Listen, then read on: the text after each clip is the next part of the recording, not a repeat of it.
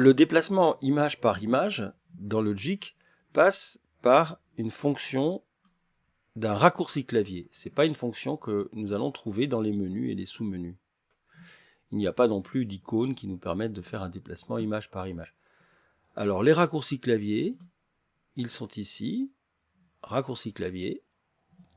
Vous avez les pré-réglages déjà qui sont en fonction du clavier de saisie que vous utilisez.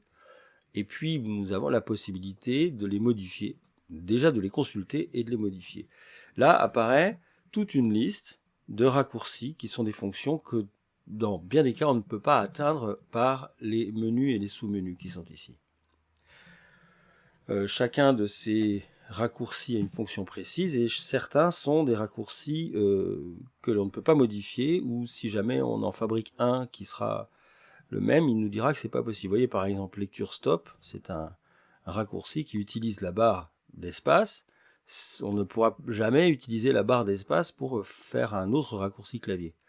Il nous dit ce raccourci est d'un niveau supérieur, vous ne pouvez pas du coup l'utiliser pour autre chose.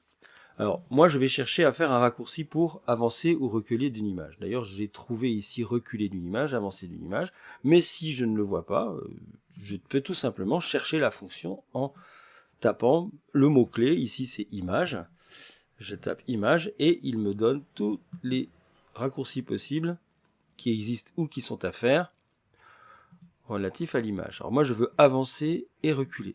Et là je vais taper sur, cliquer sur apprendre par nom de touche et là je vais faire la combinaison de touches que je vais retenir et vous allez essayer celle qui vous semble la mieux, la plus facile à retenir et puis celle surtout qui ne sera pas déjà prise. Alors il y en a beaucoup, donc parfois il vous dira c'est déjà pris. Dans ce cas-là, vous effacez jusqu'à ce que ça fonctionne. Alors il y en a une qui marche très bien, qui consiste, je vais la faire, à faire CTRL ALT commande et plus pour avancer d'une image, ça s'affiche en bas.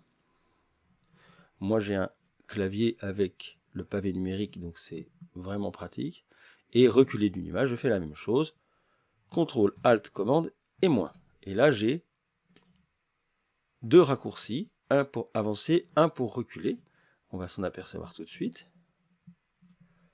Je me mets ici et vous voyez, si je fais CTRL plus, j'avance. Enfin, CTRL ALT commande plus, j'avance d'une image. Et si je fais CTRL ALT commande moins, je recule d'une image. Ça va me permettre de chercher de façon très précise l'emplacement où je veux démarrer une séquence que je dois illustrer.